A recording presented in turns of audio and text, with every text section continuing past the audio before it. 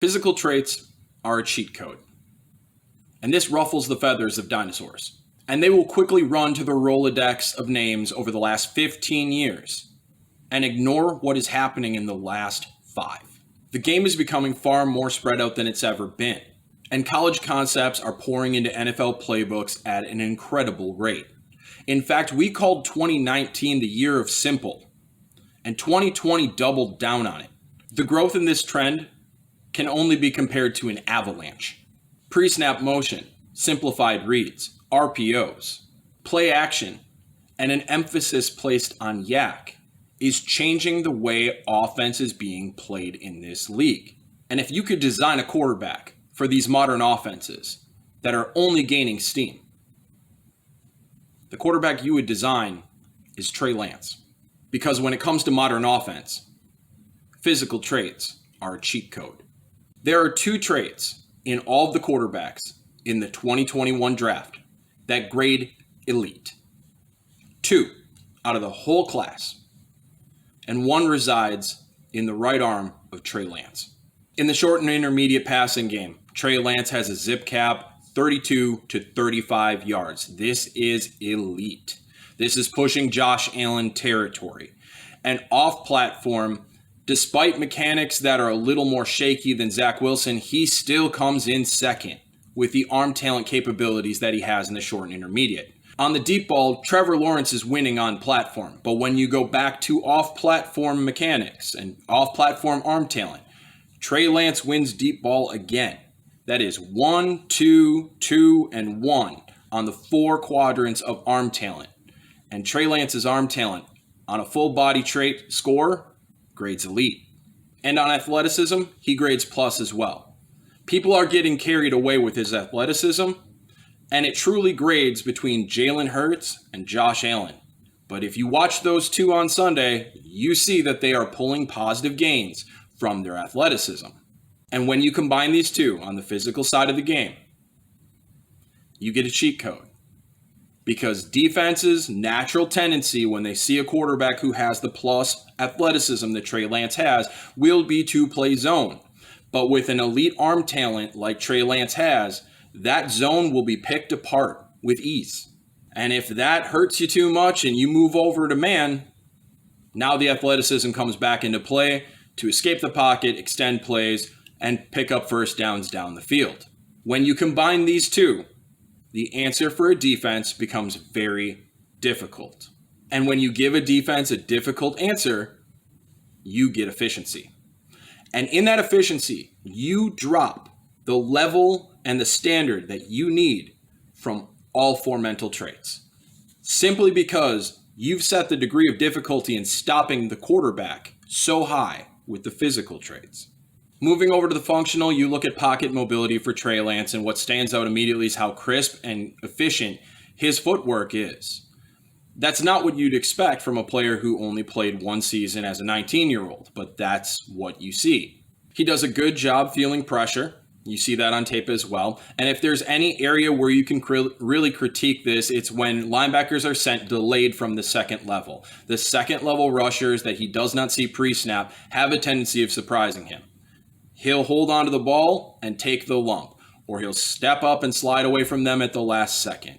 The core of what he's doing in this area is solid, and when you pair that with his strength, his athleticism, that is plenty enough.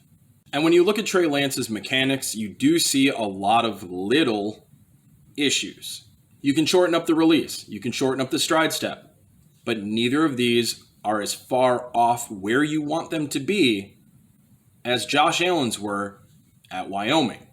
And as Dan Orlovsky pointed out, you want him to hit his back step in his drop with a better bend in his leg, which Quincy Avery said, yeah, we're working on it. It's already a lot better. The improvements that Trey Lance needs in his mechanics are subtle. The core of his mechanics are already very solid. And at this point, you see him as a body-accurate passer in almost all circumstances, on platform and off platform. And the off platform part is the most intriguing because that's something you can't teach, and he's already doing it just as well as he is on platform. It's easier to rein in a quarterback on platform than it is to make them productive off platform. So the raw label that's put on Trey Lance at this point in time doesn't seem as daunting as they're making it out to be, does it? It's because he's actually closer to where he needs to be than a lot of college quarterbacks are at this point. But there is an elephant in the room that we need to talk about: the level of competition. And there are people who are terrified by the fact that he played in D1A and didn't get stressed on a high level. But there are 8 traits that make up a quarterback, and we've already talked about 4 of them, and none of them have anything to do with the level of competition he played against. Those are set, and those lift his profile. In fact, they lift his profile so high that the last 4 traits don't matter anywhere near as much for Trey Lance as they do for some of the other quarterbacks. And we have this great opportunity to look into our recent past and find a litmus test. In 2017-2018 college football season, a North Dakota State coach left North Dakota State to go coach Wyoming and work with a quarterback named Josh Allen. And if you go back and look at how that offense operated that year, it is abundantly clear that Josh Allen did not grasp that offensive changeover very well. Trey Lance did, meaning 19-year-old Trey Lance at North Dakota State understood that offense quicker and easier than Josh Allen did in his junior year, his last year at Wyoming. But now we have to grade the mental traits. How do they compare to Josh Allen? And what can you garner from the tape for Trey Lance? Well, the first thing you have to understand is that because of the level of competition, you do not have proof of what these mental traits grade as. But that doesn't mean you can't pull a great deal of evidence that supports where you expect it to be. The grade on mental traits for Trey Lance is going to have variability in it, because he hasn't been stressed the same way as these other quarterbacks. But that doesn't mean you're flying blind. So when we look at tempo, the processing speed, the poise, the decision making, it is all in favor of Trey Lance versus Josh Allen. Even when you go back to Josh Allen's sophomore year in a system that he was comfortable in, it still tips to Trey Lance. And Josh Allen added on top of that moments where you wondered what he thought he was doing, which we call the panic moments. You don't see those from Trey Lance either. And on anticipation, this is also in favor of Trey Lance. In fact, Trey Lance's anticipation is regularly throwing the ball in the break to the wide receiver. That is ahead of Trevor Lawrence. That is ahead of Justin Fields. And it truly doesn't matter what level of competition you're playing against as to how you time up routes. So Trey Lance, in a second mental trait, grades ahead of Josh Allen. Even if you say that the game pace is slower and that's helping Trey Lance, it's no worse than what Josh Allen showed at the college ranks. And I wish ball placement was stressed a little bit more for Trey Lance in his profile. But when you look at his throws, you see the back shoulder throws to the interior post to open up the zone window. You see throws to move the wide receiver away from the safety. You see throws to move a wide receiver away from coverage leverage. You see the throws where a drag is coming across the middle, where he throws it behind the drag to slow the wide receiver down into the zone window. It is common on Trey Lance's film to see ball placement throws. We just don't know how high he can operate on those ball placement throws because of the lower level of competition.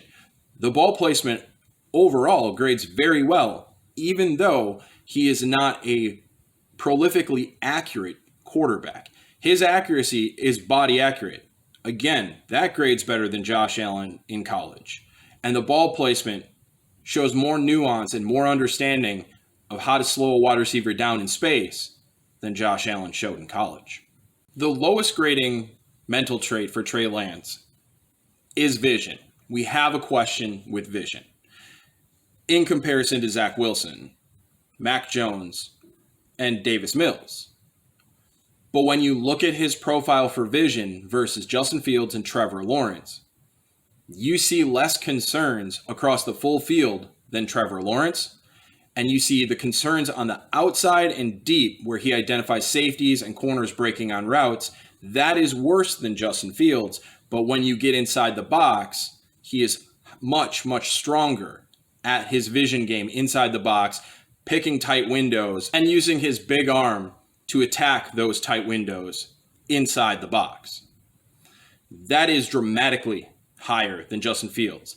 And that makes Trey Lance a phenomenal fit for the modern offenses. That rivals Allen in college. And what we've seen with the arm talent of Allen and zone windows inside the box is that it's child's play. You play zone and you show zone to Allen before the snap, and he is going to eviscerate you because you cannot show him a window tight enough that he can't split. And Trey Lance is on that level. So despite the concern about level of competition and getting evidence to support our stance on him, but not proof, there is not one mental trait where he grades below Josh Allen as he came out of Wyoming. He is more advanced in the offense than Josh Allen was at Wyoming. His functional traits are more polished than Josh Allen when he came out of Wyoming. And the physical profile is every bit as good. He's even more athletic. Now, a lot of people talk about floor and ceiling. And everything we do in our evaluation system is an attempt to avoid floors and ceilings. But when you have mental traits, like Trey Lance, that are untested, the only line you can set is the floor. It is entirely impossible to quantify how high those mental traits could actually grade once he gets into a situation where he's stressed.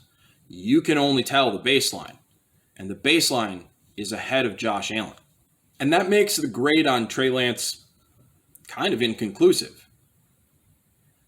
But you know where the floor is. What you don't know is how sharp mentally he could possibly play with those physical traits. And if those mental traits surprise once they're shown against NFL speed and against the competition change that he's going to have, then this might be quarterback one. But by knowing the core of the functional traits, and by knowing the cheat code of the physical traits, and by knowing the floor of the mental traits, we already know Trey Lance is quarterback two.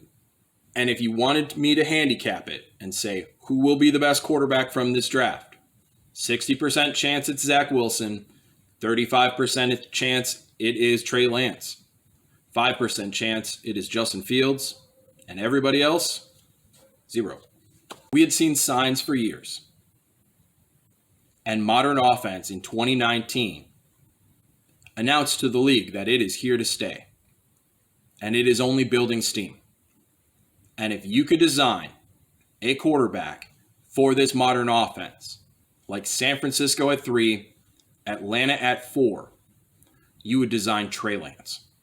Paired in those schemes, your defense against the run game has to worry about the 11-on-11 football option.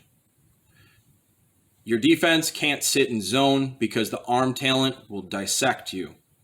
Your defense can't sit in man because then that quarterback can take off and turn a 3rd and 6 into a first down.